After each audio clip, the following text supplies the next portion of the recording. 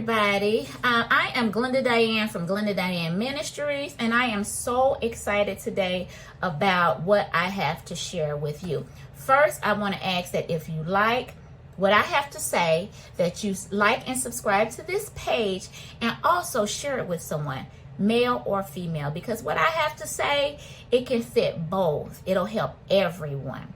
Okay, so what are we going to talk about today? We're going to talk about live life living your truth. I think that it is so important to define that.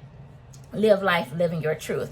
To live your truth. Okay, I preached a message about a few years ago, and it was about truth matters, because truth matters. Like, we hear so many lies about ourselves. We hear so many lies about our lives. We have so much stuff going on in our heads about us that we really need to operate off of not what we hear, but by our truth, what we know as our truth.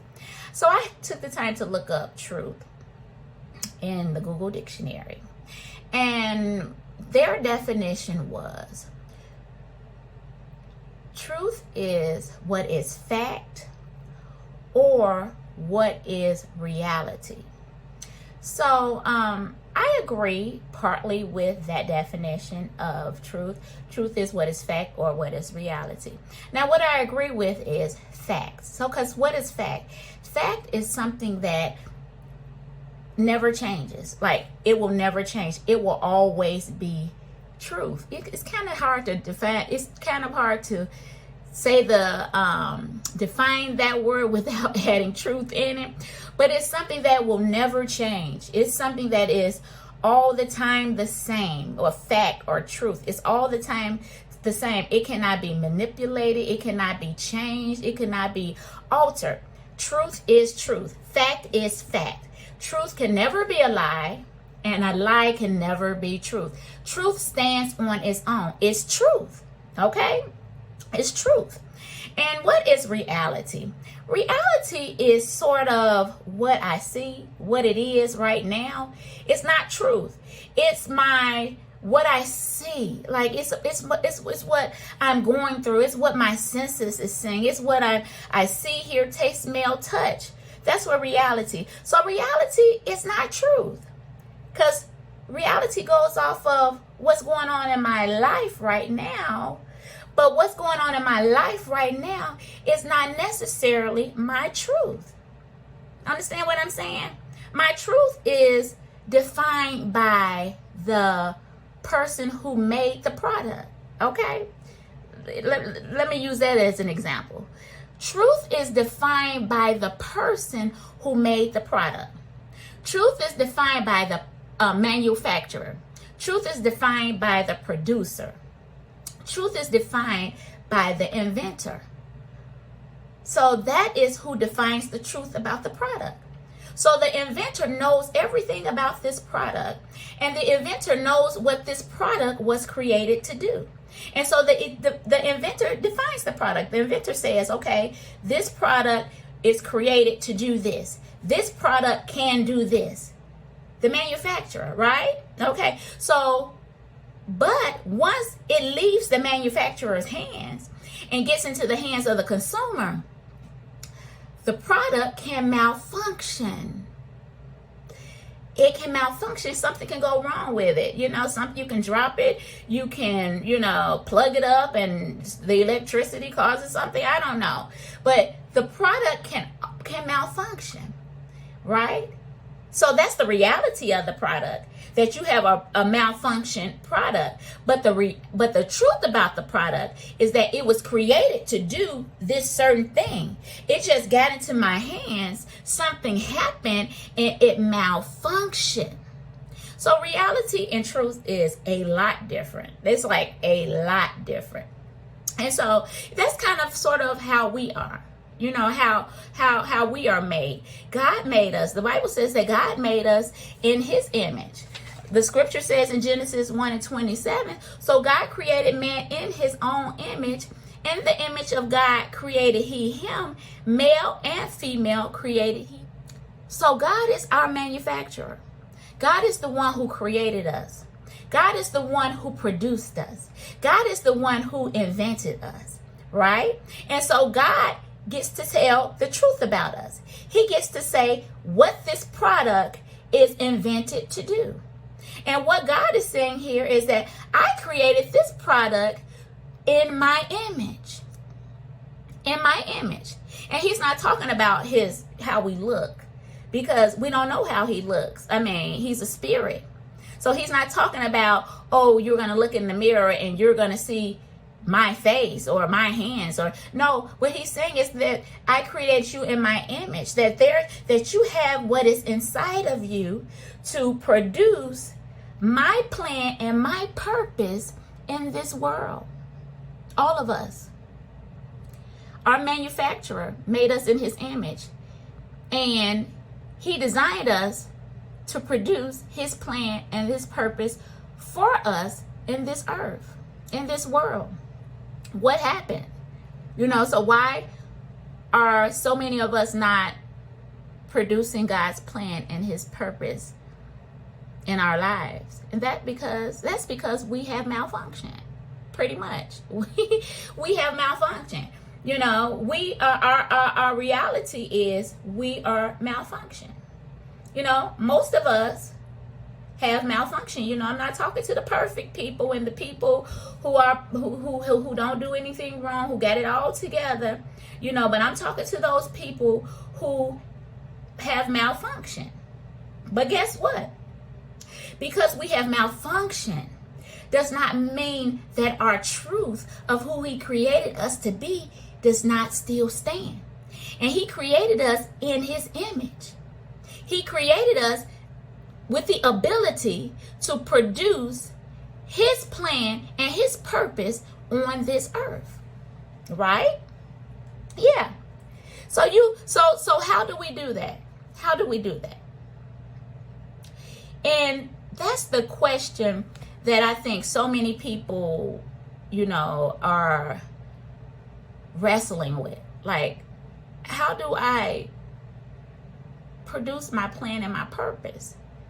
And I think the first thing that you have to really dig into is to define, why am I living? Like, why am I living? Really define that. Ask yourself that question, like, why am I living? Why am I here?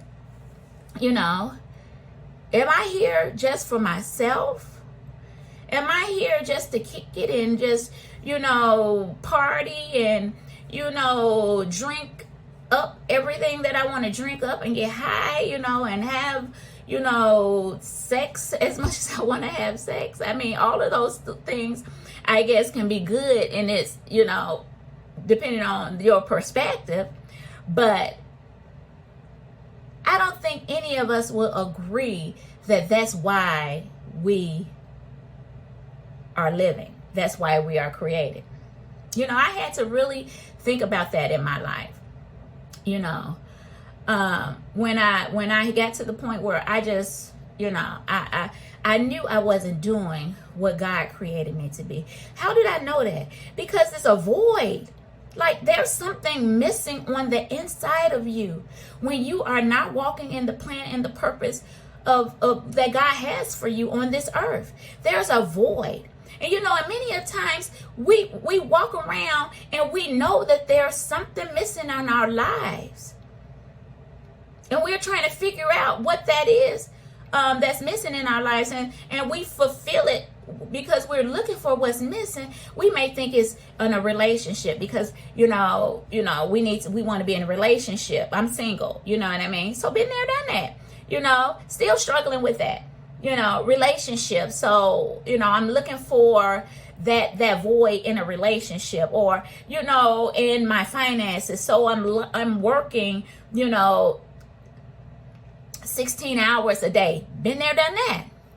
Trying to, fulfill that void that I think that's lacking, and through my finances. Just trying to fulfill that void, But finally coming to the reality by asking myself, why am I living? Why am I alive? To do? What is my purpose and plan on this earth, you know. And I came to the reality that my purpose is to uplift and to produce spiritual and personal growth that is in alignment with who God created me to be. Right? And so that's the first thing that you need to figure out. Why am I living? Why am I here? You know, and it should be aligned with your being, who you are as a person. You know, not anything that's outside of you. You know, it should be aligned with if you feel like, well, I'm here to make people laugh, or I'm here to be happy because you're a happy person. Your personality is just a joyous personality.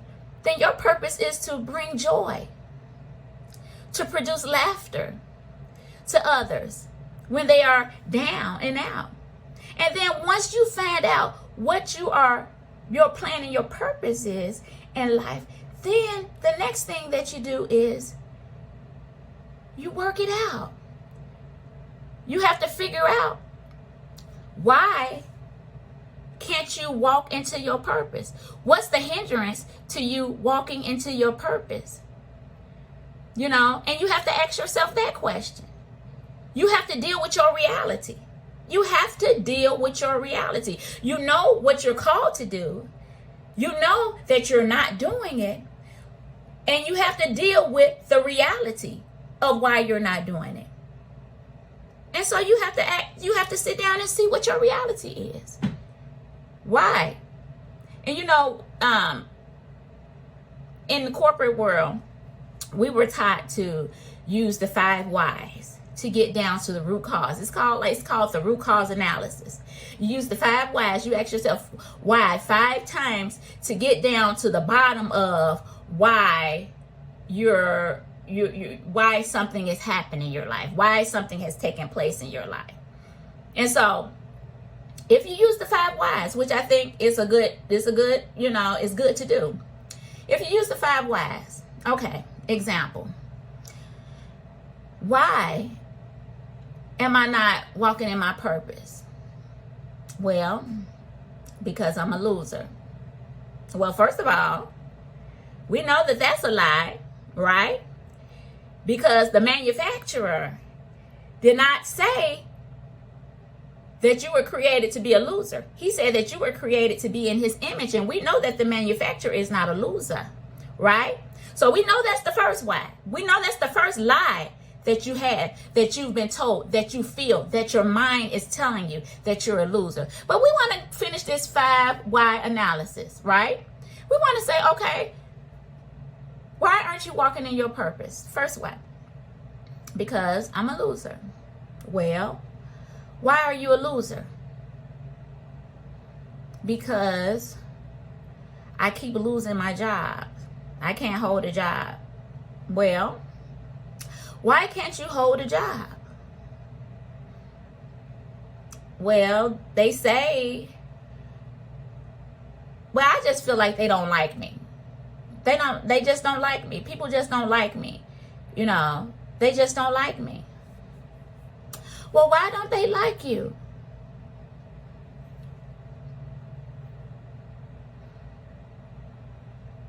Well, I don't know. I guess because I'm blunt. You know, I just tell it like it is. You know, I just tell it like it is. You know, I don't beat around the bush. That's just who I am. That's just my personality. You know, like, take it or leave it. That's just who I am. Okay. Well, why are you so blunt? Why do you feel like you can talk to people, you know, whatever way that you talk to people? You just tell it like it is. Well, because that's what my father did. He told it like it was. You know, he with me and my mom, that's how he treated us. He told it like it was. He was, you know, he wasn't very nice about it. You know, so that's what I saw growing up. That's what I was taught to do. How my dad treated me and my mom. Okay. Well, why did your dad treat you and your mom like that? I don't know. I guess because he grew up in the system. He didn't really have his parents. They were addicts. You know, they didn't raise him. They gave him up at an early age. And he kind of grew up on his own. And, you know, being on the streets, you had to be like that. You had to be tough. You had to be a fighter. And so, I guess from him being that taught me to be like that. Right? So now you have gotten down to the root cause analysis. You have gotten down to the why you feel like you're a loser. And that's because you feel you know that the way you talk offends others, right? But the big issue is you're dealing with issues that were created when you were a child. You're dealing with issues that were created when you were a child. And that's what many of us are dealing with. Issues that were created when we were a child. But that's our reality. But that's not our truth. You understand what I'm saying? That's not our truth. Your reality is that you're dealing with issues that were created when you were a child. But your truth is, I was created in the image of God. In the Bible, it says in Jeremiah 1:5, it says, before I formed you in the womb, before you were born, I set you apart. I appointed you as a prophet to the nations. This is what he told Jeremiah when Jeremiah was, wondering like, I can't do this. I'm too young to do this. And God is telling Jeremiah, look, before you were a thought already. I created you in my thoughts before you manifested on the earth. I had a plan for you already in my thoughts. So you wasn't like a mistake and, okay, Jeremiah is about to be born, so let me think of what I want him to do. No. God knew what he wanted from me. He knew what he wanted from you before we were even born. And it was not to be a loser. It was to be in his image and to bring forth the plan and the purpose that he has called us to do. Right? So that's what we have to do. We have to do that. We have to get down to the root cause analysis of what's the issue. And then we have to put in the work. As Iyanla Yvonne says, I think I pronounced that right. Iyanla. I be having so much trouble pronouncing stuff. But as she said, beloved, it's time to do the work. So guess what? I want you to tune in to my next video where we're going to talk about how to do the work. And I want you to take what you've learned today. I want you to do a root cause analysis. Because what we have learned today was we know what our truth is. We do know that. We know what we are not. And we've learned how to get down to the root cause analysis of why we think what we are not. And that, beloved, is the time when you get to do the work.